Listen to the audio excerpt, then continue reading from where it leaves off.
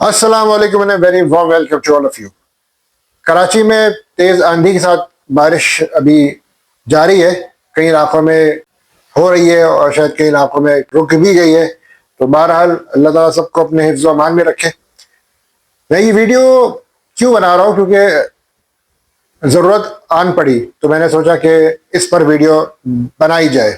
वैसे तो काफ़ी हजरात हमारे जो यूट्यूबर्स हैं, जर्नलिस्ट हैं, वो सब खिलाड़ी भी हैं, फॉर्मर प्लेयर्स, वो सब बना चुके हैं।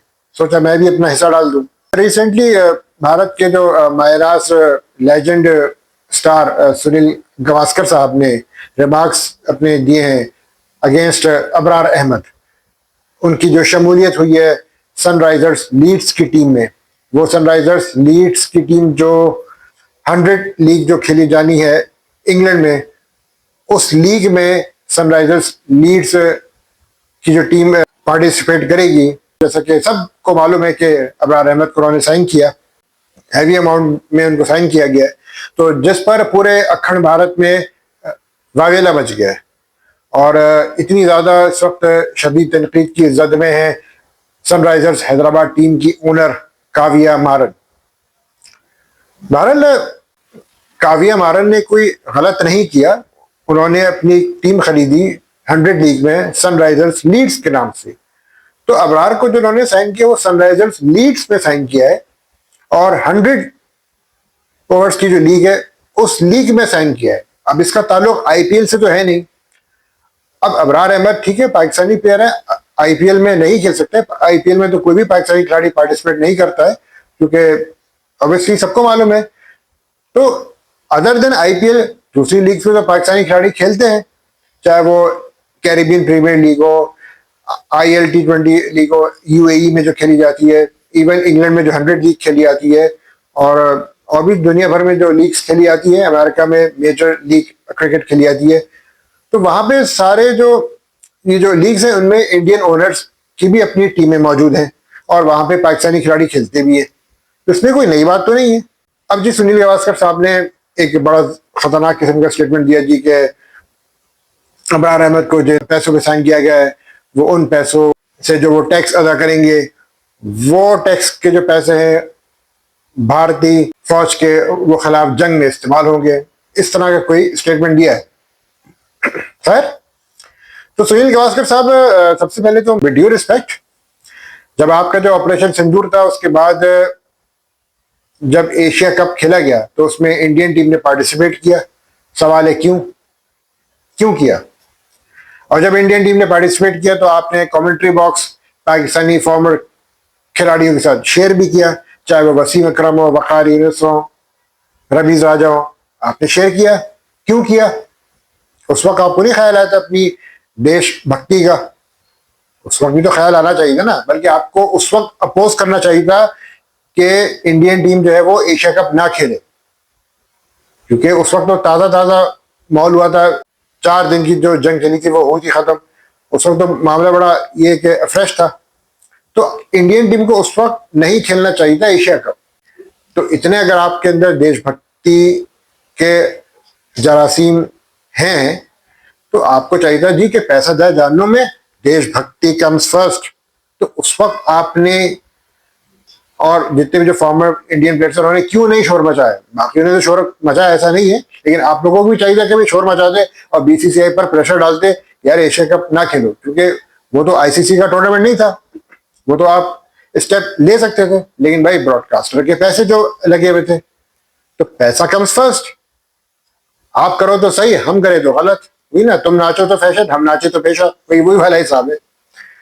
और उसके बाद भी जब ये कि जो T20 वर्ल्ड कप हुआ उसमें भी इंडिया पाकिस्तान का मैच हुआ और कमेंट्री का जो बॉक्स है शेयर करते रहे आप लोग पाकिस्तानी फॉर्मर प्लेयर्स के साथ में। क्यों किया आपने?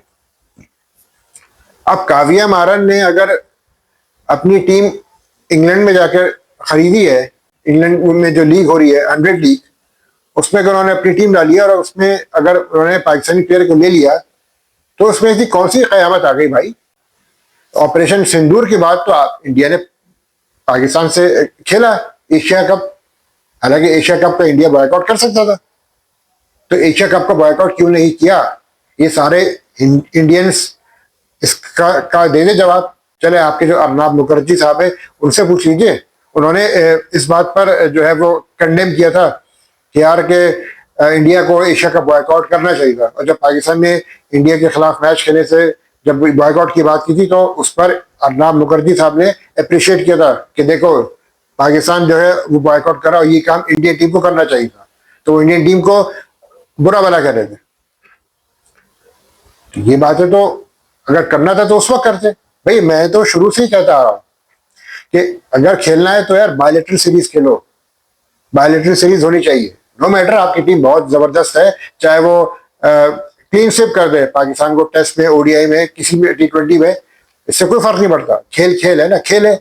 जो अच्छा खेलेगा वो जीतेगा, जो बुरा खेलेगा वो हारेगा। तो इंडिया को बायलैटरल सीरीज तो पाकिस्तान से खेलनी चाहिए भैया। तो बायलैटरल सीरीज खेले ताकि पाकिस्तानी टीम भी यूज तो हो, कुलदीप यादव से, जसप्रीत बुमराह से, कोहली, रोहित शर्मा और जितने भी आपके जो प्लेयर्स उन सबसे, ताकि उनको भी अंदाजा हो यार कि हमें इंडिया के खिलाफ अगर जब वर्ल्ड कप में मैच पड़े तो हमें क्या स्ट्रेटेजी अपनानी चाहिए। खेलेंगे तो फिर हमें भी अंदाजा होगा ना, हमारे खिलाड़ी को भी अंदाजा होगा, आपके खिलाड़ी को भी अंदाजा होगा। वो तो खैर है, जो कि आपके खिलाड़ी डेफिनेटली बहुत अच्छा खेलते हैं, उनका जो मेयार बहुत बुलंद है। इंडियन टीम पाकिस्तान से फार अहेड है, far better than Pakistani team, इसमें कोई दो राय नहीं। हम तो खुद कहते हैं, हम तो खुद तारीफ करते हैं इंडियन टीम की। हम तो खुद कहते हैं कि पाकिस्तानी टीम से बहुत बेहतर है इंडियन टीम। खेले तो बायलैटरल सीरीज खेले, वरना फिर आईसीसी टूर्नामेंट में भी खेलने की जरूरत नहीं है। इवन चाहे आईसीसी टूर्नामेंट हो चाहे एशिया कप हो, उसमें भी फिर इंडिया से खेलने की जरूरत नहीं है। फिर इंडिया पाकिस्तान की मैचेस एशिया कप में और आईसीसी के टूर्नामेंट्स में नहीं होने चाहिए। वहां पर भी फिर आप ब्लॉक कर दे, बंद कर दे, पाबंदी लगा दे। आप इस बात पर भी फिर जोर दें आईसीसी को यार के इंडिया पाकिस्तान को एक ग्रुप में ना रखे। सेमीफाइनल या फाइनल पड़ जाए या नॉकआउट बेसिस पे अगर कोई मैच पड़ जाए वो एक अलग बात है, लेकिन ग्रुप में एटलीस्ट दोनों टीमों को एक साथ ना रखें। इस पर भी आप करें बात। फिर एक तरफ हो ना भाई, या तो खेलो या नहीं खेलो, आधा तीतर आधा बटेर। तो मैं आपको इस बात पर याद यानी कराता चलूं कि इंडिया ने पहल की थी हमला करने में पाकिस्तान पर। भावलपुर में अटैक इंडिया ने किया था और उन्हीं पैसों से अटैक किया था जो टैक्स का पैसा आप देते हैं ना इंडिया में। उन्हीं टैक्स के पैसों से इंडियन फौज ने भावलपुर में अटैक किया था, जहां पे हमारे सिविलियंस मारे गए थे। वो भी आप ही के टैक्स के पैसों से ही उन्होंने जमा करके हथियार खरीदे और पाकिस्तान पर हमला किया। तो फिर जवाब तो देना बनता है ना सर। तो ये बातें जो इमेच्योरिटी पर बेस करती है।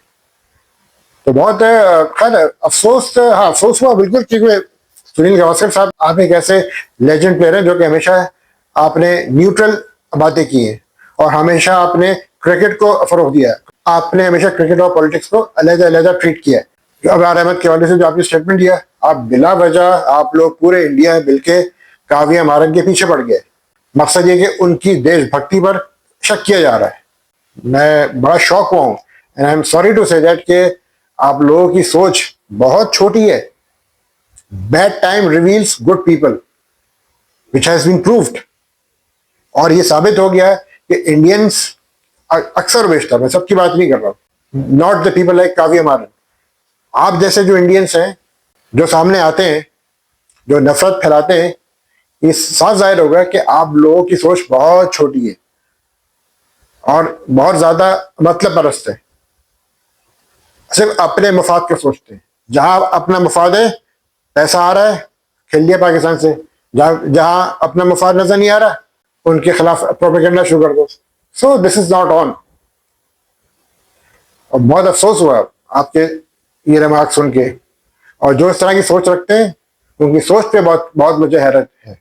चले, अच्छा हुआ कि बुरे वक्त का वैसे एक फायदा तो होता है। बुरे वक्त का कोई फायदा हो ना हो, एक फायदा जरूर होता है कि इस बुरे वक्त में अच्छे से अच्छे लोग, जो अच्छे लोग होते हैं ना, जो अपने आप को अच्छा साबित करने की कोशिश करते हैं, वो एक्सपोज हो जाते हैं, जैसा कि आप लोग हो गए।